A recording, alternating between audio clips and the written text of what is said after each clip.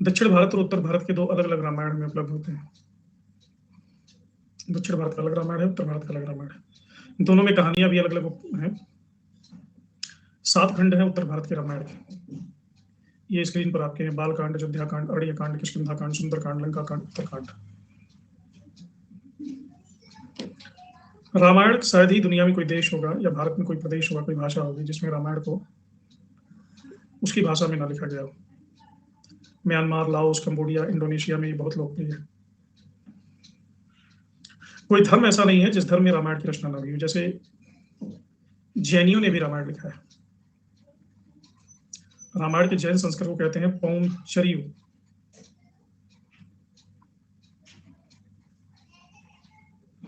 पौंचर्यु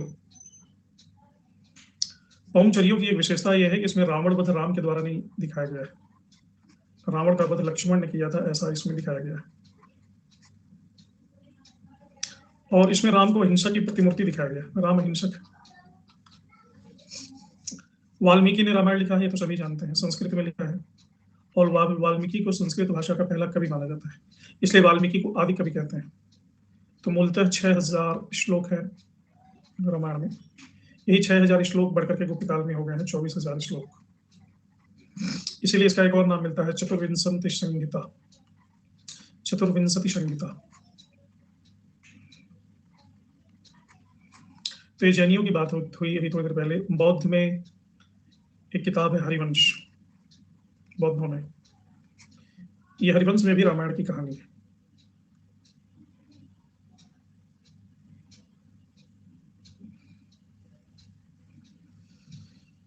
रामायण में कुछ ऐसे विदेशी जातियों का भी विवरण मिलता है, जैसे हिंद, यमन, शक, इनके परस्पर संघर्ष का भी विवरण मिलता है।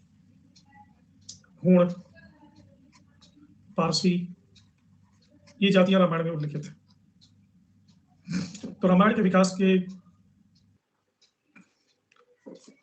कुल 4 चरणों को बताया है।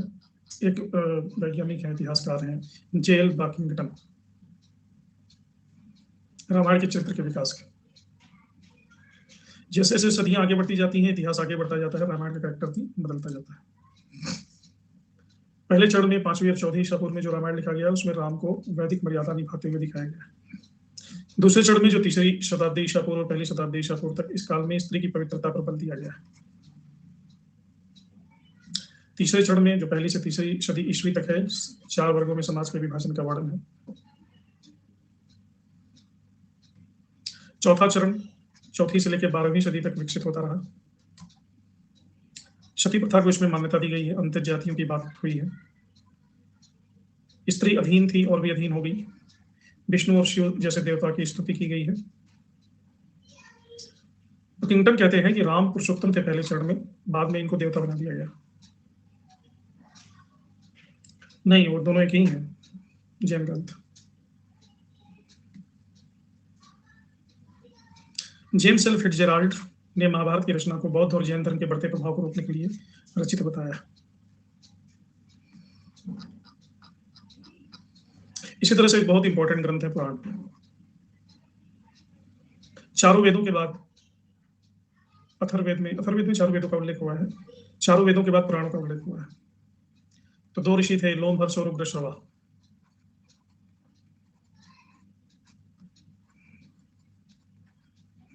इनको माना गया है पुराणों के रचयिता। कुल 18 पुराण हैं और इन्हीं से संबंधित 18 उप पुराण भी हैं।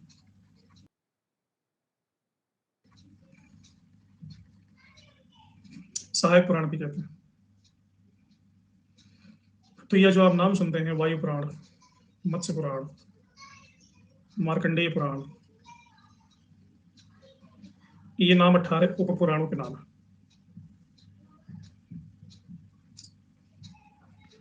ये वायु पुराण, ये गौण पुराण है, मुख्य पुराण है। हालांकि पुराणों में भी कुछ गौण पुराण के नाम आते हैं।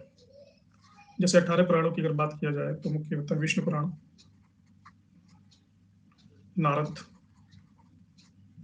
भागवत, गरुड़, पद्म, वाराह, मत्स्य,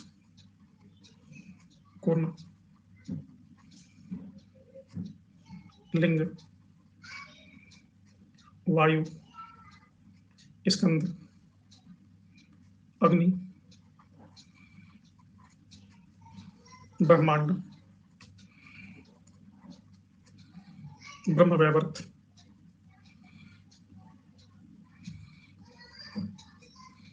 मार्कंडेय, भविष्य और वामन और ब्रह्म पुराण। कितने हो गए? 1 2 3 4, ये 18 पुराण। अब इसमें भी क्रम है पुराणों में। पहले जो 6 पुराण हैं, इन 6 पुराणों को कहा जाता है मोक्ष देने वाले पुराण, मोक्षदाता। दूसरे जो 2 पुराण हैं, वाराह और मत्स्य, नहीं, दूसरे 6 पुराण, ये पुराण, इसको कहते हैं नरकदाता। और अंतिम ये जो 6 पुराण मैंने आपको बताया, इसको कहा जाता है स्वर्गदाता। इन तीनों की कैटेगरी।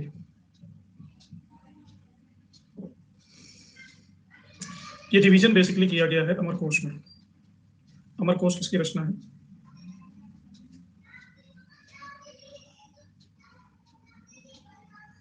अमर सिंह की।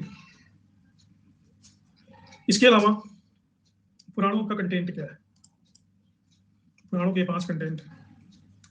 सृष्टि कैसे हुई, सृष्टि के बाद, प्रलय के बाद फिर से सृष्टि कैसे हुई, अलग अलग सृष्टियों में अलग अलग मनु होते हैं, उनके युगों के बारे में, देवताओं और ऋषियों के वंश दिए गए हैं और राजवंशों की सूची दी गई है।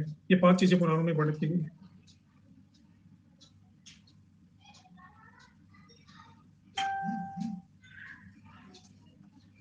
सैड है कि हैप्पी है, मैटर वो नहीं करता है। जो बता रहे हैं वो समझ में आ रहा है कि नहीं आ रहा है, तो ये मैटर करता है, समझ में आना चाहिए। मानव स्वभाव है, जीवन की परिस्थितियां हैं, 1000 चीजें हैं। मनुष्य संवेदनशील है, प्रभावित होता रहता है चीजों से। मैं ही करके ही पढ़ाऊं तभी समझ में आएगा, ऐसा तो है नहीं। मूड है, कभी कभी ठीक होता है, कभी कभी बैटरी डाउन होती है। अकाउंटेबल मैं इस चीज के लिए हूँ कि समझ में नहीं आ रहा है, देन आई विल रिपीट। अब हमारे मनोस्थिति पे किसका वश होता है, किसके? आपका भी मन अगर दुखी हो तो जबरदस्ती थोड़ी ना आप कर सकते हो।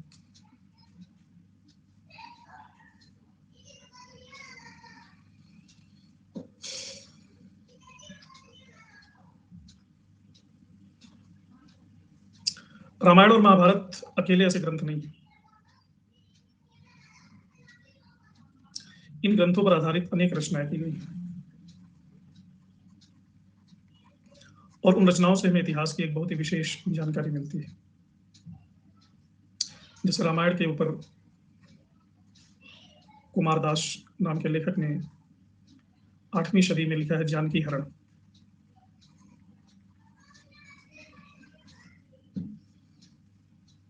एक और रचना लिखी गई है भट्टी काव्य।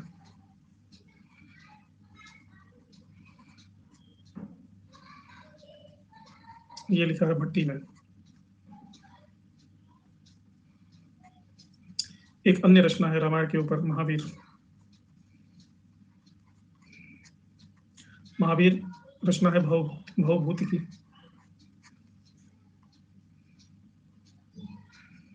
एक और रचना है महावीर चरित्र है, इसका पूरा नाम महावीर चरित्र। रघुवंशम के लेखक कौन है? कालिदास। ये सब रचनाएं रामायण के कथानक पे आधारित है। तो जैसे रामायण के कथानक है, वैसे ही महाभारत के भी कथानक है।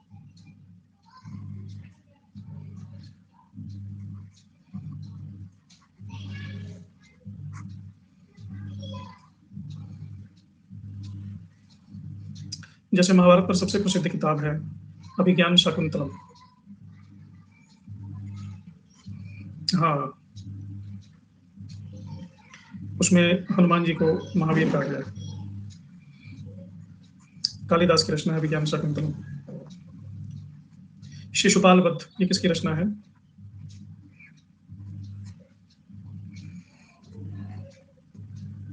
माघ। एक और इंपॉर्टेंट है नैषध चरित्र, ये किसकी रचना है? Naishadha Charitram. Very good thinking, Shriharsha. एक बड़ी प्रसिद्ध रचना है गीतार्जुनीयम, ये किसने लिखा है?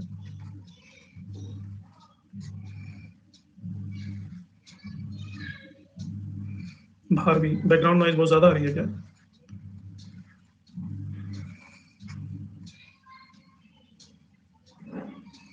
वॉशिंग मशीन चला भी मैं बंद कर देता हूँ।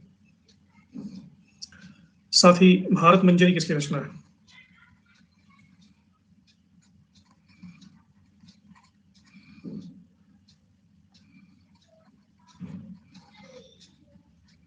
क्षेमेंद्र की।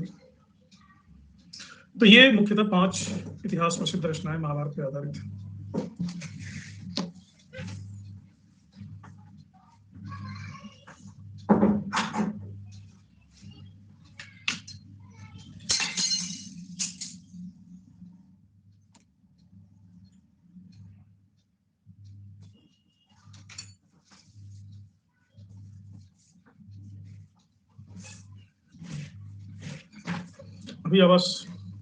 अभी आवाज कुछ ठीक हुई?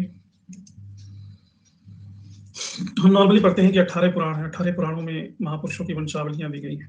ऐसा नहीं, 18 पुराण में सिर्फ 5 पुराण ऐसे हैं जिसमें वंशावलियां दी गई हैं राजवंशों की।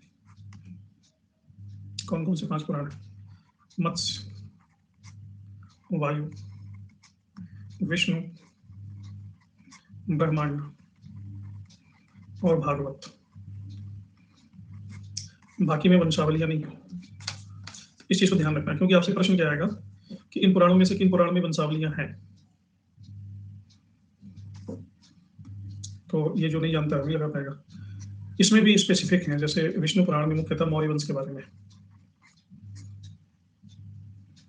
वायु पुराण में गुप्त वंश के बारे में,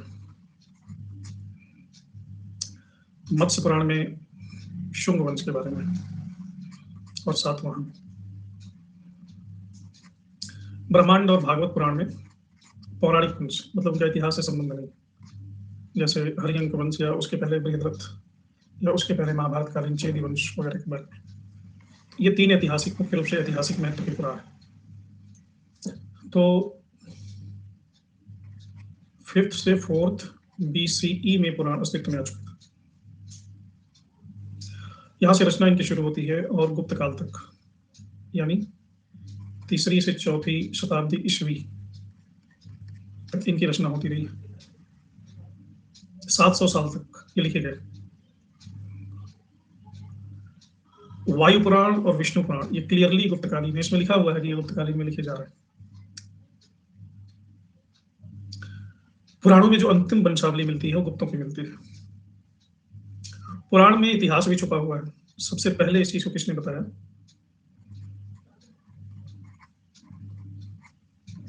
पार्टीजन ने। पार्टीजन ने किताब लिखी है एंशिएंट इंडियन हिस्टोरिकल ट्रेडिशंस। एक मिनट जरा कोई आया, मैं आता हूँ।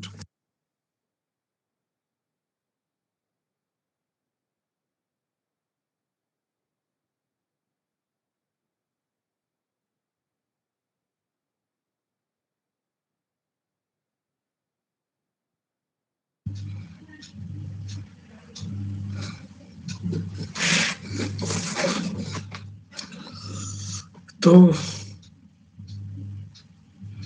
किसने सबसे पहले पुराणों की ऐतिहासिकता के बारे में बताया?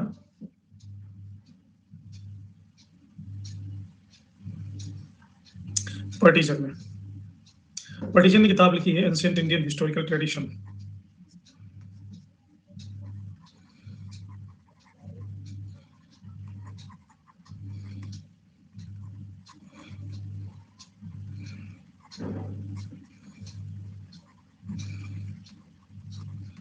इसमें बताया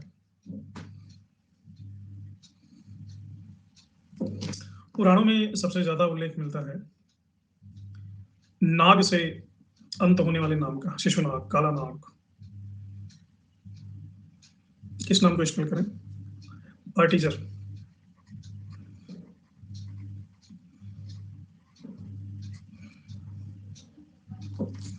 तो ये मुख्यतः नागवंश के बारे में ही होगा, तभी तो नाग की बात हो रही है। अब भागवत पुराण 10वीं शताब्दी में लिखा गया है, स्कंद पुराण 14वीं शताब्दी में लिखा गया है, और इतिहास, रामायण और महाभारत को मुख्यतः इतिहास की संज्ञा दी जाती थी। पुराण को कहते हैं पंचम वेद, इतिहास और पुराण यानी रामायण महाभारत और पुराण, इन तीनों को कहते हैं पंचम वेद, पांचवा वेद। अच्छा, पुराण में एक आश्चर्यजनक बात है कि सिर्फ इतिहास के बारे में नहीं, भूगोल के बारे में भी बड़ी इंपॉर्टेंट सूचनाएं, और खासकर 4th सेंचुरी तक भूगोल के विषय में काफी महत्वपूर्ण सूचना है। सबसे छोटे पुराण है स्कंद पुराण, ये सबसे छोटा पुराण माना जाता है, स्मॉलेस्ट। और सबसे बड़ा पुराण माना जाता है, कौन बताएगा सबसे बड़ा पुराण किसको मानते हैं? सॉरी मैंने उल्टा बता दिया। सबसे बड़ा पुराण है स्कंद पुराण। अब प्रश्न है कि सबसे छोटा पुराण कौन है?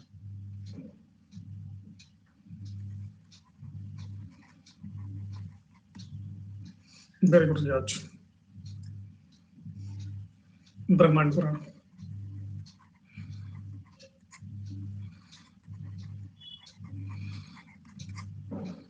उल्टा है। सबसे प्योर पुराण जो अभी तक बचा है, सुरक्षित, सर्वाधिक सुरक्षित पुराण माना जाता है, किस पुराण को? विष्णु पुराण।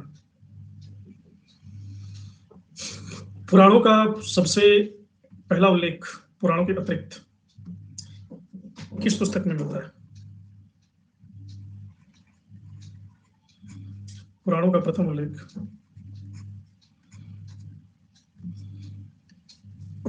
कौन बताएगा?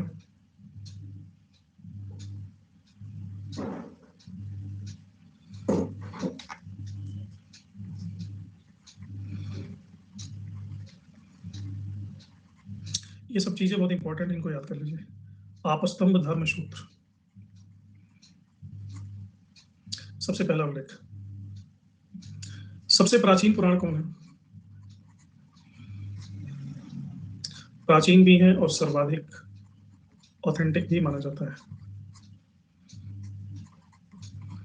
मत्स्य पुराण। मत्स्य पुराण की एक सबसे बड़ी विशेषता है जो किसी अन्य पुराण में नहीं पाई जाती, कि इसमें वास्तुशास्त्र के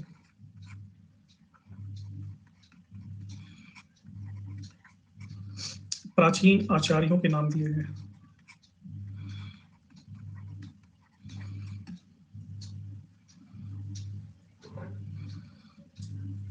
किस पुराण में खेती से संबंधित विवरण है?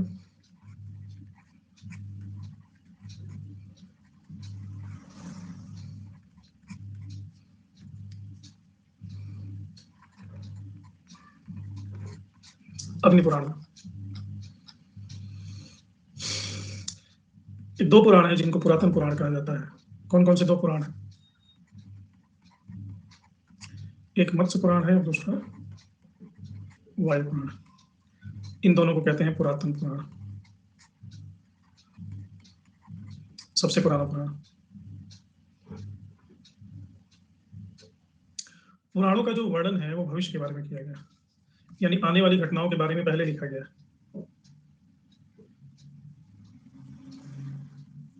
क्योंकि पुराणों के जो लेखक हैं वो है वेदव्यास,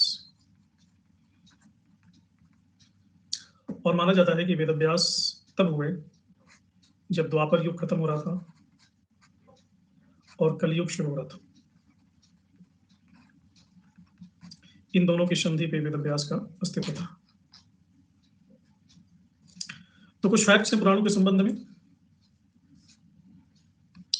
मत्स्य पुराण सबसे अधिक प्राचीन है, जो मैंने बताया।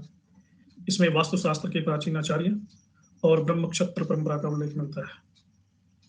ब्रह्म क्षत्र परंपरा यानी ब्राह्मण क्षत्रिय परंपरा, ब्राह्मण गुरु होगा, क्षत्रिय शासक होगा। ब्रह्म पुराण को आदि पुराण कहा जाता है। इसमें मुख्यतः तीर्थ स्थानों की महिमा, कर्मफल और कृष्ण अवतार की चर्चा है। पद्म पुराण में भी कोई पूछ रहा था कि सृष्टि के बारे में किसमें लिखा है? पद्म पुराण में सृष्टि की उत्पत्ति, वंशावली, राजवंश की महिमा, शकुंतला, पुरुरवा, राम, श्रृंगी ऋषि के जीवन वृत्त लिखे हुए।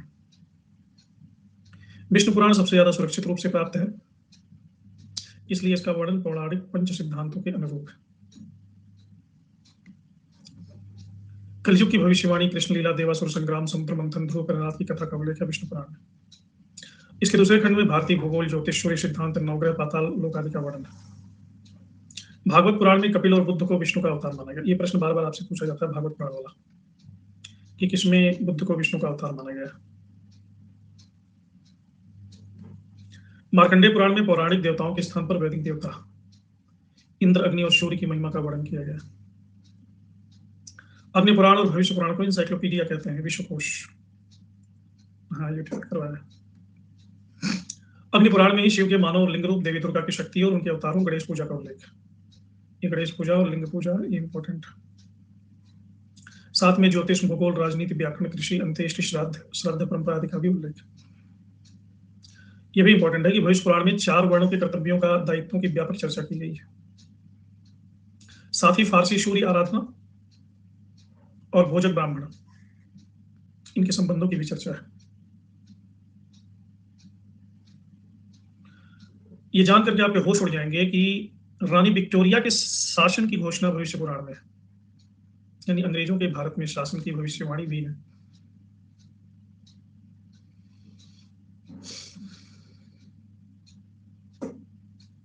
नॉइज आ रही है बीच में, जो तुम नॉइज की बात क्यों करते हो? पहले की सेटिंग करते हो, जब पहले वाली जैसे सेटिंग थी वैसे।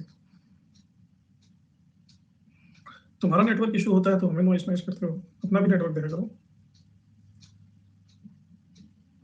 ये संभव है तृतीय नेत्र से योगी देख सकते हैं भविष्य को। भविष्य पुराण वही 5वीं शताब्दी तक भविष्य पुराण में, और ब्रह्म वैवर्त पुराण में ब्रह्मा को सृष्टि का सर्जन करता माना गया है। पंच महादेवी, दुर्गा, लक्ष्मी, सरस्वती, राधा आदि का वर्णन, अंत्येष्टि क्रिया, पितृ पूजा, स्वर्ग, जीवन, सती प्रथा से जुड़े अध्याय, ये सब ब्रह्म वैवर्त पुराण में। सबसे इंपॉर्टेंट कि पंच महादेवी का वर्णन ब्रह्म वैवर्त में। बताया तो सचिन, भविष्य पुराण। वायुलिंग, कुर्म और शिव पुराण को शैव पुराण कहा जाता है, चारों को मिलाकर।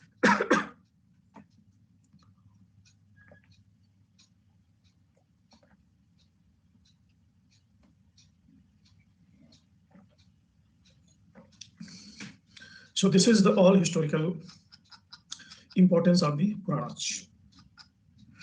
अब ये पुराण अलग अलग जगहों पे रचे गए, एक जगह नहीं बैठ के लिख दिया गया। इस मैप में दिखाया गया है कौन सा पुराण कहाँ लिखा गया है।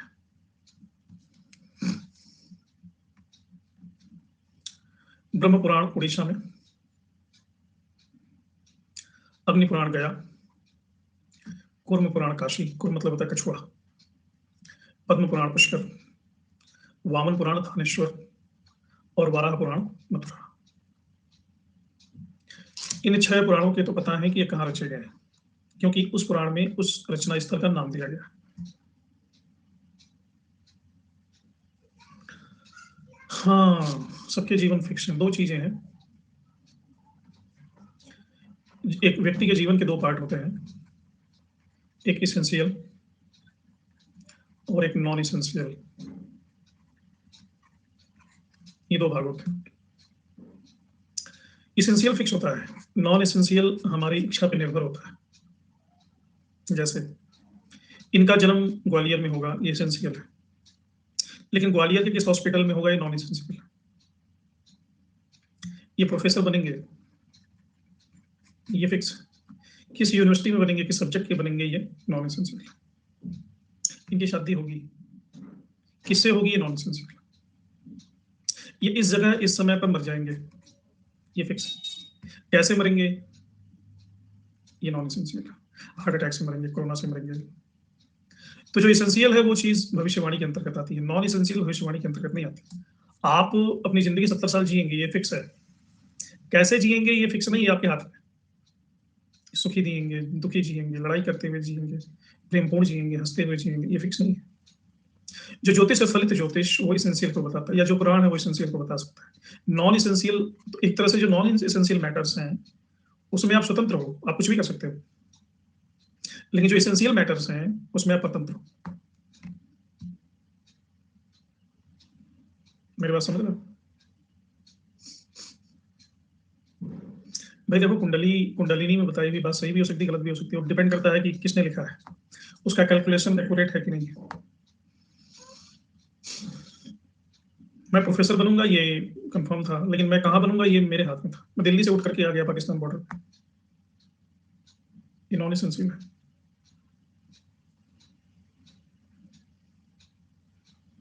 क्योंकि ये दोनों डिपार्टमेंट आपको नहीं दिए जा सकते। जैसे कंप्यूटर में मेमोरी होती है ना, read only memory and random access memory. Random access memory को आप डिलीट कर सकते हो, लोड कर सकते हो, अपलोड कर सकते हो, लेकिन जो उसकी सिस्टम मेमोरी है उसके साथ सी फोल्डर में जो रहती है उसके साथ आप कुछ नहीं कर सकते। इसी तरह से जो इसेंशियल है वो सी फोल्डर है, इसके साथ आप कुछ नहीं कर सकते। नॉन इसेंशियल के साथ आप बहुत कुछ कर सकते हो। अब माता पिता कौन होंगे, ये इसेंशियल है।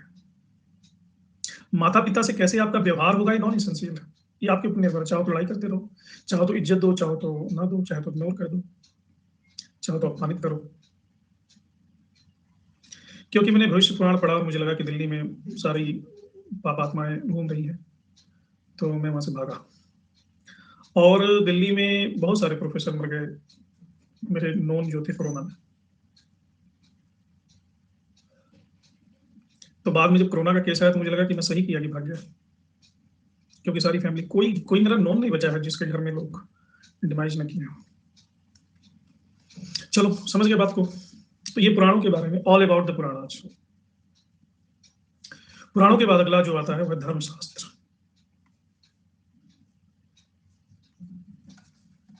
धर्मशास्त्र भी इतिहास के बहुत ही महत्वपूर्ण स्रोत है।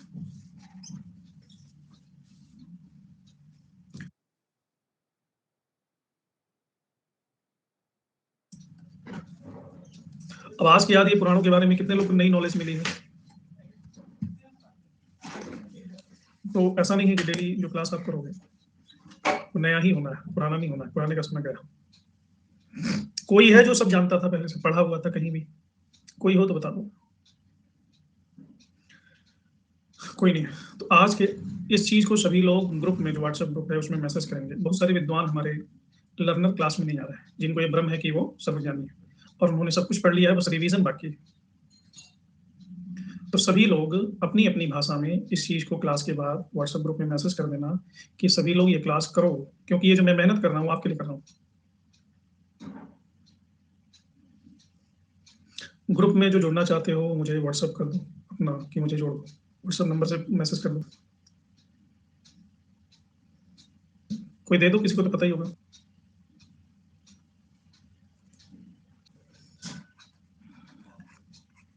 धर्मशास्त्र, मैं देखूंगा ग्रुप में किसके मैसेज आए किसके नहीं आए।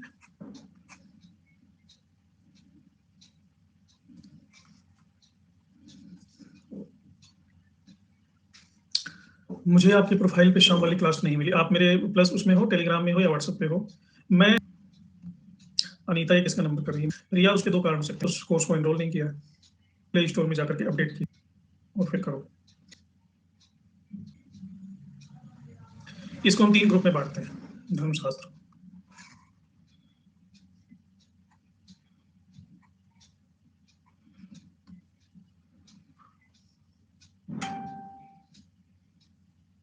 तीन ग्रुप है इसके। पहला ग्रुप है, इसको हम कहते हैं धर्मसूत्र। दूसरे ग्रुप को कहते हैं स्मृति। तीसरे ग्रुप को कहते हैं टीका या भाष्य। टीका भी कहते हैं, भाष्य, निबंध,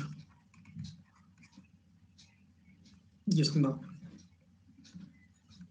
धर्मसूत्रों की रचना हुई है 500 टू 200 BC। स्मृतियों की रचना 200 BC टू 980। टीका भाष्य या निबंध की रचना इसके बाद, इसका तो बहुत लंबा अभी तक हो रही है, इसलिए इसको टाइम पीरियड में बांधा नहीं जा सकता। लेकिन मोटा मोटी चूंकि हिस्ट्री पढ़ना है इसलिए टाइम पीरियड देना ही पड़ेगा। तो 9th सेंचुरी से लेकर के मान सकते हैं 19th सेंचुरी तक के इनकी किताबों को पढ़ेंगे। अब धर्मसूत्र कौन कौन से हैं मुख्य?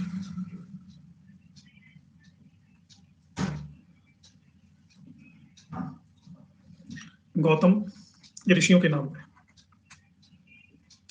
आपस्तंभ, वशिष्ठ, बौधायन, ये धर्मसूत्र। धर्मसूत्रों में 3 बातें बताई गई, एक श्रुति, दूसरा स्मृति और तीसरा सदाचरण। आपस्तंभ सेकंड है, आपस्तंभ।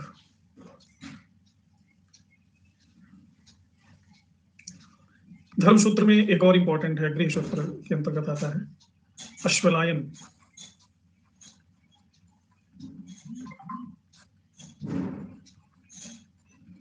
अश्वलायन गृह सूत्र।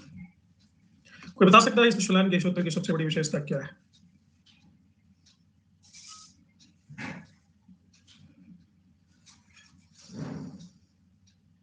Very good baby.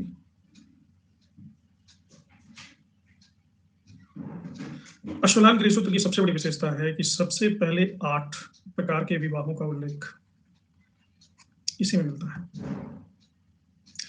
200 ईस्वी तक आते आते धर्मसूत्रों को रिप्लेस कर दिया स्मृतियों ने। उसके पहले जो नियम कानून की बात होती थी वो धर्मसूत्रों के आधार पर सामाजिक और राजनीतिक संरचना चलती रहती थी। बाद में आ गई स्मृतियां।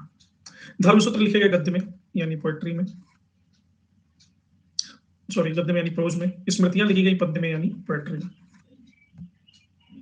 लेकिन एकमात्र एक स्मृति है जो गद्य में है, वो कौन सी स्मृति है?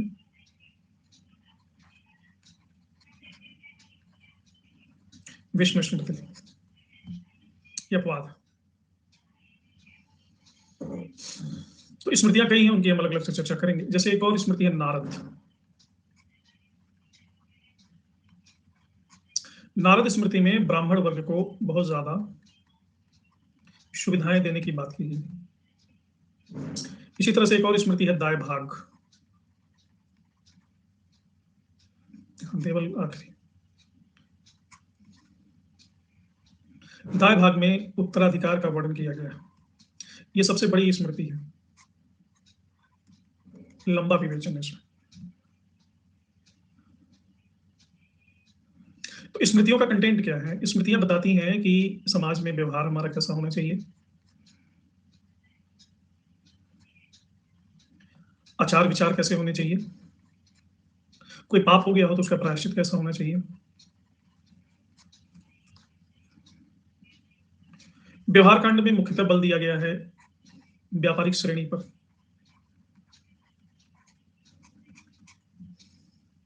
व्यापारिक श्रेणियों से समझौते के नियम बताए गए हैं। विष्णु स्मृति की एक और विशेषता है कि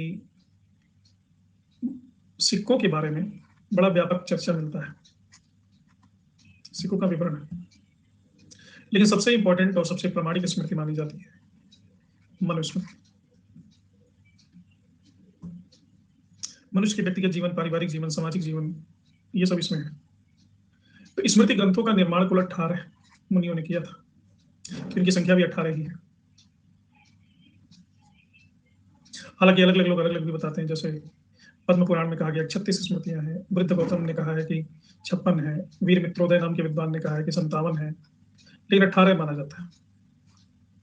इसमें जो नारद स्मृति है और एक और स्मृति का नाम याद आता है कात्यायन।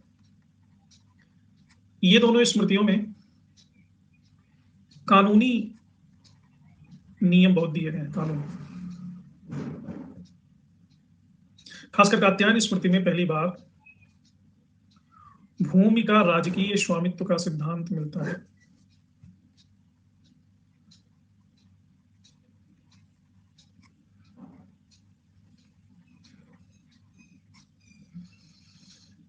और अभी आपने जो बात की देवल स्मृति की, ये कानूनी नहीं है, विधि विषयक नहीं, ये शुद्धि आंदोलन से संबंधित है। जिन्होंने मुस्लिम धर्म स्वीकार कर लिया था वो फिर से हिंदू बन सकते हैं, उसका प्रावधान है। तो सबसे ज्यादा चूंकि पॉपुलर मनुस्मृति है तो इसकी सबसे ज्यादा टीका लिखी गई है। जैसे भारुची, मेघातिथि, गोविंदराज, कुल्लुक भट्ट,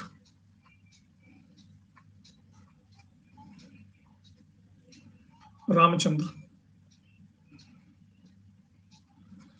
सर्वज्ञ नारायण, रघुनंदन। ये लोग मनुस्मृतियों के टीकाकार। इसी के साथ साथ एक और स्मृति है याज्ञवल्क्य। याज्ञवल्क्य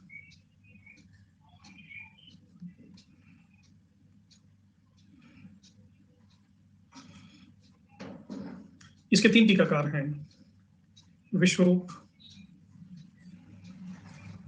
विज्ञानेश्वर और अपरार्क।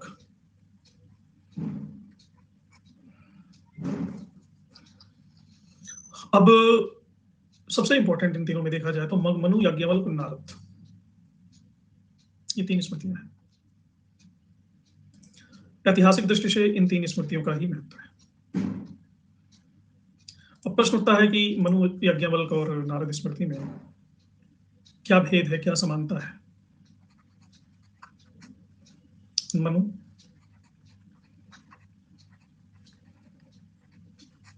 याज्ञवल्क्य, नारद।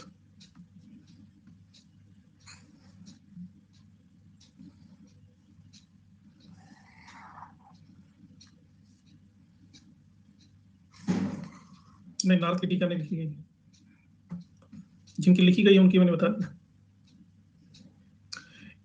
याज्ञवल्क्य की विशेषता है कि ये ज्यादा अरेंज्ड है, ये ऑर्गेनाइज्ड है।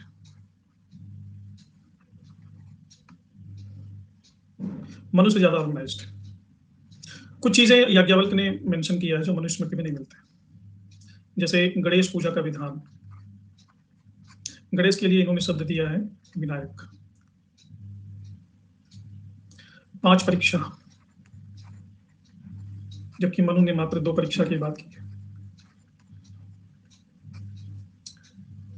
शरीर रचना, एनाटॉमी,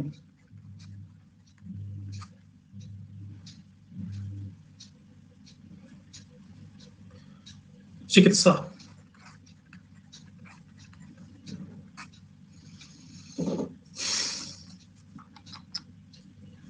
कुछ चीजें मनुस्मृति में मिलती है जो नारद स्मृति में नहीं मिलती या याज्ञवल्क्य में नहीं मिलती। जैसे मनु कहता है कि ब्राह्मण शुद्ध कन्या के साथ विवाह कर सकते हैं, जबकि याज्ञवल्क्य इसका घोर विरोध करते हैं। मनु कहते हैं कि नियोग एक गलत प्रथा है, याज्ञवल्क्य कहते हैं नियोग सही प्रथा है। नारद भी कहते हैं कि नहीं, नियोग इज गुड। नारद कहते हैं कि स्त्रियां पुनर्विवाह कर सकती हैं। मनु ने विधवा उत्तराधिकार के विषय में कुछ नहीं कहा है। याज्ञवल्क्य ऐसे पहले व्यक्ति हैं जिन्होंने सबसे पहले विधवा को उत्तराधिकार दिया है, पहला स्थान दिया है।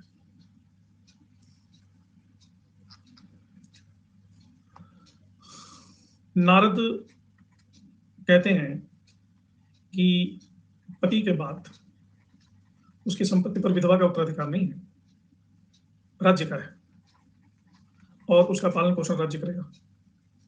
मनु कहते हैं कि जुआ खेलना बुरी बात, जुए के विरोध में, जबकि याज्ञवल्क्य भी जुए की अनुमति देते हैं, नारद भी देते हैं। नारद कहते हैं कि ये स्टेट कंट्रोल्ड होना चाहिए। याज्ञवल्क्य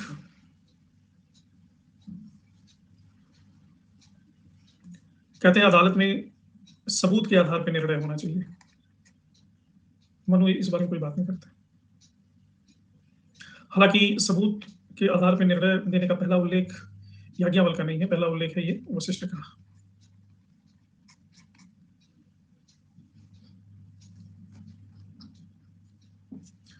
मनु ने 7 प्रकार के दास का उल्लेख किया है, नारद ने 15 प्रकार के दास का उल्लेख किया है, और दासत्व मुक्ति का सर्वप्रथम विधान इन्होंने ही दिया है। याज्ञवल्क्य राजतंत्र के बारे में कुछ नहीं बोलता, लोकतंत्र की बात करता है, जनतंत्र।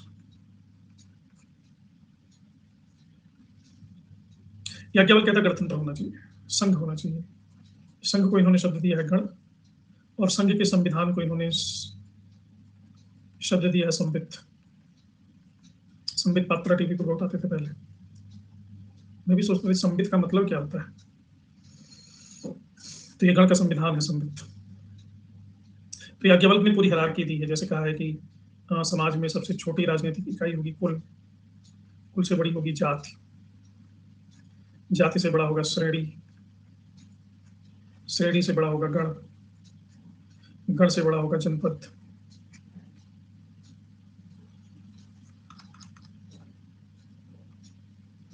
नारद भी कुछ नई बातें करते हैं, कहते हैं प्रत्येक व्यक्ति का घर उसका किला है, और राजा की तुलना इन्होंने पत्नी से की है, पति से की है, कि पत्नी जैसे पति की पूजा करती है, वैसे ही प्रजा को राजा की पूजा करना चाहिए, भले ही राजा कैसा भी हो। दीनार का इन्होंने स्वर्ण मुद्रा के रूप में उल्लेख किया है। इन्होंने नए नए शिल्पियों को कैसे शिक्षा दिया जाए इसके नियम दिए हैं। शिल्पियों को शिक्षा कैसे दिया जाए। नारद कहते हैं कि जो श्रेणी होती है व्यापारियों का संघ, श्रेणी का जो नियम होता है उस नियम को इन्होंने नाम दिया है समय। तो यहां तक बात समझ में आई। इन तीनों में अंतर क्या है?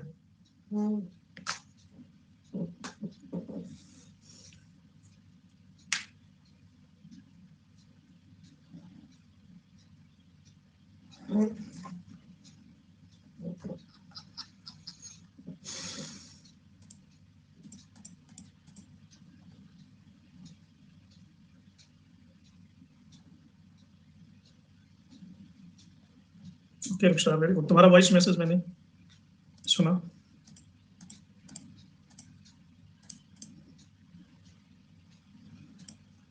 हाँ जी, मुझे बहुत अच्छा लगा। ये कई बुकों का संकलन है। हाँ जी, कुछ लोग गलती से रेज हैंड कर लेते हैं।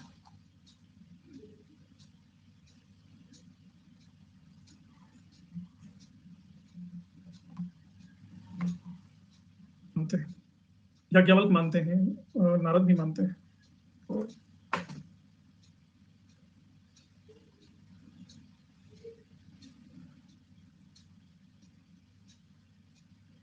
Okay Pooja, thank you.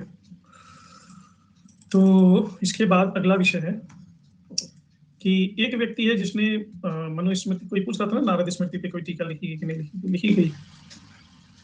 एक व्यक्ति ने लिखा, वो उसने एक्चुअली इसे नारद पे नहीं लिखा, तीनों पे लिखा है। मनुस्मृति पे भी लिखा है, नारद स्मृति पर भी लिखा है, और गौतम पर भी लिखा है। इन तीनों पर लिखा है। असहाय। मैंने इसलिए कह दिया क्योंकि सिर्फ नारद पे नहीं लिखा है।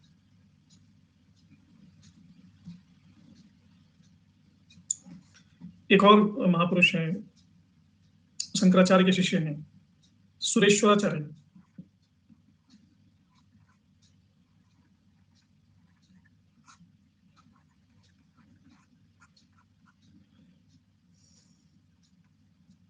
इन्होंने याज्ञवल्क्य की स्मृति पर टीका लिखा है, और उस टीका का नाम रखा है बाल क्रीड़ा टीका।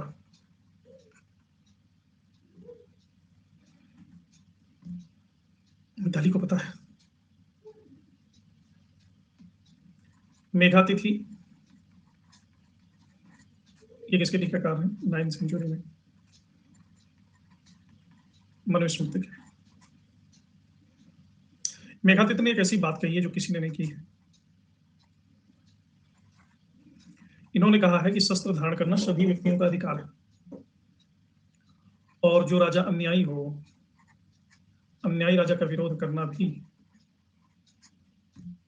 ये उचित है। इनकी सबसे महत्वपूर्ण रचना मानी जाती है स्मृति विवेक।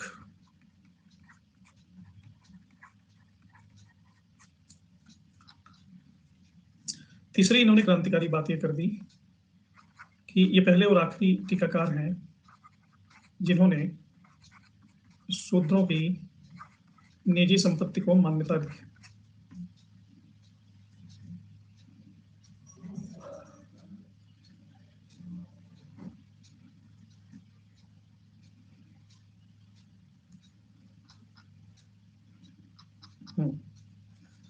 यहां तक बात समझ में आ गई। तो ये महत्व था धर्मशास्त्रों का।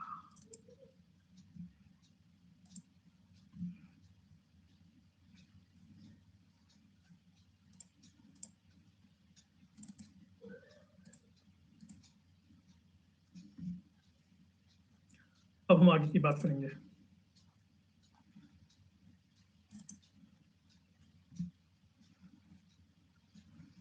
अभी तक हम यहां तक पहुंचे हैं। कहां तक? अभी हम ये डिस्कस कर रहे हैं वेद, ब्राह्मण, आर्यक, उपनिषद, वेदांग, पुराण, स्मृति। यहां तक हमने कवर किया है इनकी ऐतिहासिकता को।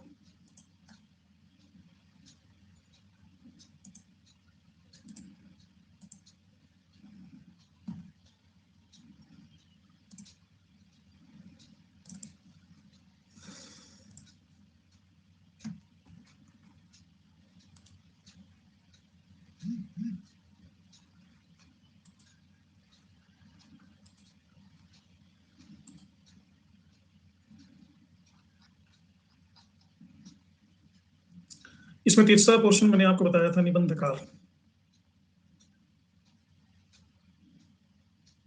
ओके काजल, कुछ बड़े ही इंपॉर्टेंट निबंधकार भी हैं। ये वाला पोर्शन जो तीसरा था, टीका, भाष्य और निबंध, तो इनके निबंध बड़े ही व्यापक हैं और बड़े ही मतलब याद करने योग्य हैं। ये निबंधकार, उनके निबंध ये हैं: देवण भट्ट स्मृति चंद्रिका, हेमाद्रि, चतुर्वर्ग चिंतामणि, माधवाचार्य, पराशर माधव। ये तो इसके बाद मिथिला के निबंधकार हैं। श्रीदत्त उपाध्याय, आचार आदर्श, चंडेश्वर स्मृति रत्नाकर, वाचस्मृति मित्र, विवाद चिंतामणि, जिमूत वाहन, दाय भाग। हाँ पिंकी, मैंने सोचा कि सोर्स ही तो मेन है ना, सोर्स में तो आधी बात आ गई इतिहास की, बाकी तो सब उसी का विस्तार है। गंगोत्री का वर्णन नहीं किया जाएगा तो गंगा का वर्णन कैसे होगा? शूलपाणी स्मृति विवेक, रघुनंदन स्मृति, बल्लाल सेन, आचार सागर, अद्भुत सागर, दान सागर और प्रतिष्ठा सागर। इनमें से मुझे लगता है कि आपने सिर्फ पढ़ा होगा इनके बारे में, बाकी ये सारे स्रोत में।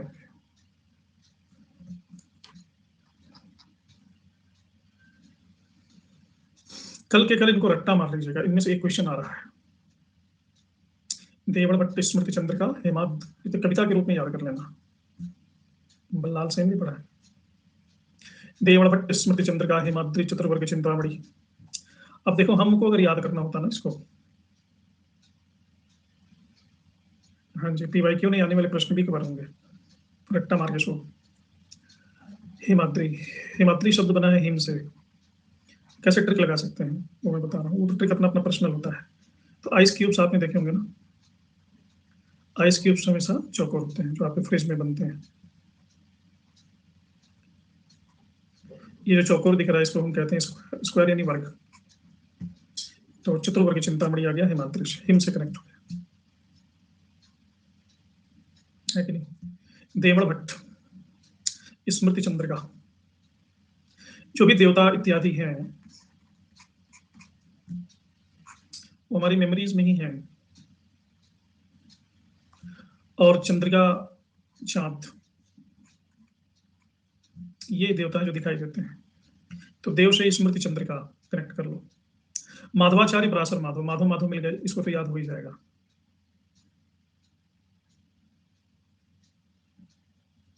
श्रीदत्त उपाध्याय, आचार आदर्श। कोई भी वर्ड को रिलेट कर लो ना, उपाध्याय का मतलब होता है जो अध्याय को पढ़ाता है। अब अध्याय को जो सरस्वती विद्या मंदिर वगैरह में पढ़ा होगा उसको आचार्य जी कहते हैं, आचार्य जी। तो उपाध्याय कनेक्ट हो गया आचार्य से। अब ये ऑप्शन आएगा आपको तो वो कनेक्ट हो जाएगा वहां पे। चंडेश्वर स्मृति रत्नाकर, तो नाम से तो ये रत्नाकर नहीं लगते हैं, नाम से तो खतरनाकर लगते हैं। तो थोड़ा सा इसको मोल्ड करो चंडेश्वर स्मृति खतरनाकर। अब जो चंड मुंड है, चंडी चंडी है, वो खतरनाक ही होगा, और रत्नाकर थोड़ी ना होगा, लेकिन फिर भी एक ट्विस्ट देने के लिए। वाचस्पति मिश्र। अब मेरा जो अनुभव है कि जो भी मिश्रा जी लोग मुझसे मिलते हैं, विवाद बहुत करते हैं, बात विवाद में, विवाद चिंतामणि। ये कौन बार बार रेज हैंड करो, नो नो इंग्लिश करियो क्या नहीं था। तो मिश्र से विवाद, जिमुत वहां तो सभी को याद। शूल पाणी, शूल का मतलब होता है कांटा, त्रिशूल इसी शब्द से बना है। पाणी का मतलब होता है हाथ। शूल पाणी का संबंध है स्मृति विवेक। तो ऐसा है, स्मृति यानी मेमोरी, विवेक यानी बुद्धि, इन दोनों का सानिध्य करने ही रहेगा ना, तो आपका हाथ काट लिया जाएगा शोले के ठाकुर की तरह। शोले के ठाकुर में स्मृति और विवेक दोनों का अभाव था। वो भूल गया था कि गब्बर सिंह खतरनाक डाकू है, और ये भी भूल गया कि जब सारे परिवार को उसने मार डाला है तो अकेले हमको डाकू के इलाके में नहीं घुसाना चाहिए। हाथ में बंदूक नहीं, घोड़ा बैठे टिक टिक टिक टिक चल पड़े, वहां जाके दोनों हाथ कटवा लिया। देयर वाज नो स्मृति, देयर वाज नो विवेक, तो इनका शूल पाणी हो गया था। पूरी दुनिया में किसी का शूल पाणी हुआ है तो ठाकुर का ही हुआ है। और किसी का हुआ सुनिए, किसी का दोनों हाथ ही कट गए, किसी राक्षस का, किसी दैत्य का, किसी हीरो का, किसी हीरोइन का, किसी गुंडे का, अमरीशपुरी का भी कभी नहीं कटा। तो ये तो आपको जिंदगी में कभी नहीं भूलेगा। कौन बार बार रेज हैंड कर रहा है? अनीता तुम क्या चाहती हो? रघुनंदन स्मृति तत्व। जाके हृदय में राम वैदेही तजिए ताहि कोटि वैरीशम यद्यपि परम शनैहि। जिसके हृदय में राम और सीता ना हो, राम और वैदेही ना हो, उसकी स्मृति बेकार है। जो आपकी मेमोरी का जो सुमिरन है ना, जो मेमोरी का नवनीत तत्व है, वो रघुनंदन है। तो ये भी याद। तो ये मैं क्यों आपको बता रहा हूँ? इसलिए बता रहा हूँ कि this is the personal way to arrange the things to memorise. समझ गए? इस तरह से आप याद कर सकते हैं चीजों को, गुणा गणित लगा करके। मैं तो अब शब्दों का भी सहारा ले लेता था याद करने के लिए।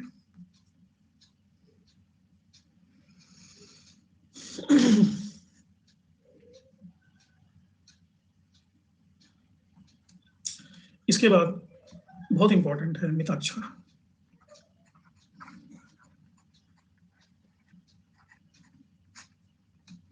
इसका नाम आपको बार बार सुनाई देगा। अब इसके रचनाकार भी ऋषि मुनि नहीं थे। 12वीं सदी में लिखा गया।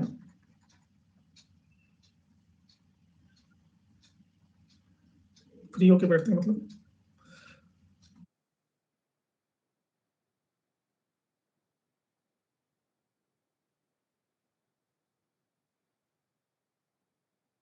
डेली मेरी क्लास की टाइमिंग दो ही है, 6 बजे और 9 बजे, और कोई टाइम ही नहीं है। 6 है, इसको उल्टा घुमा दो तो ये बन जाएगा 9।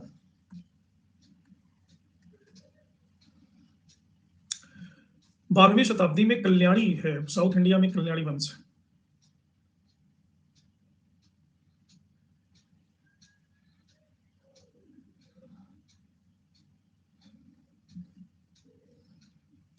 कल्याणी का चालू, कल्याणी महाराष्ट्र में है।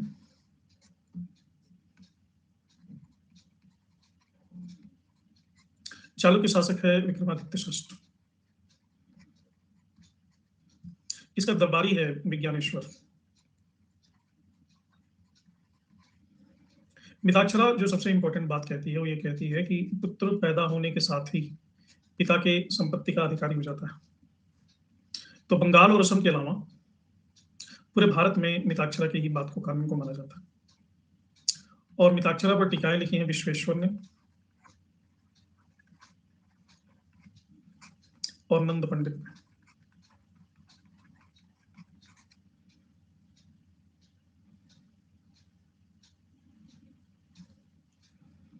इसी तरह से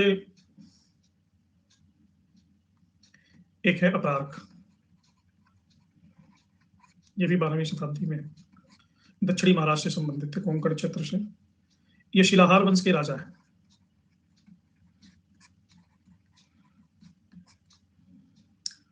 मिताक्षरा बेसिकली याज्ञवल्क्य की स्मृति पर भाष्य है, पीछे मैंने बताया था। तो अपरार्क ने भी याज्ञवल्क्य की स्मृति पर मिताक्षरा से बड़ा भाष्य लिखा है।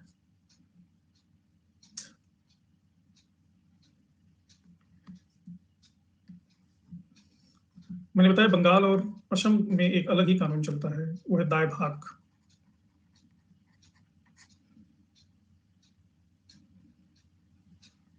क्लास का टाइम बढ़ा दें? जो टाइम असाइंड है उतना ही पढ़ा सकते हैं। क्यों नहीं एग्जाम होगा? बिल्कुल होगा। दाय भाग में मितक्षरा से उल्टा बात किया गया, उल्टी बात। ये कहता है कि पिता की मृत्यु के बाद ही पुत्र उनकी संपत्ति में उत्तराधिकारी होगा। दाय भाग के रचनाकार कौन है?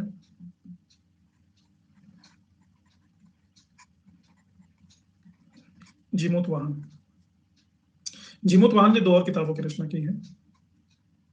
एक किताब का नाम है काल विवेक और दूसरे का नाम है व्यवहार मात्रिका।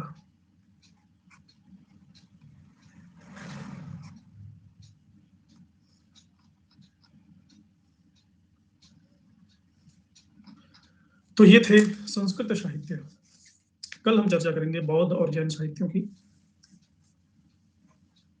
ठीक है, तो इस सत्र को यहीं पे विराम देते हैं। कल कौन सा दिन है?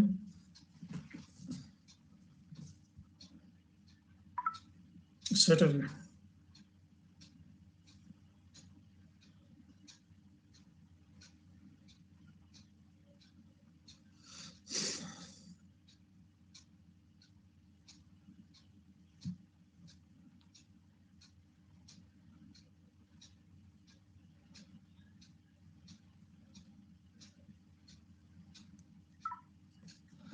चलिए इस सत्र को कल सुबह स्पेशल क्लास में रख देता हूँ, सब सुबह सभी ज्वाइन करेंगे। हाँ पूछा, क्या है बताओ, जल्दी करो। स्पेशल क्लास यूनिक ही होगा, वो अच्छे क्वेश्चन है उसमें।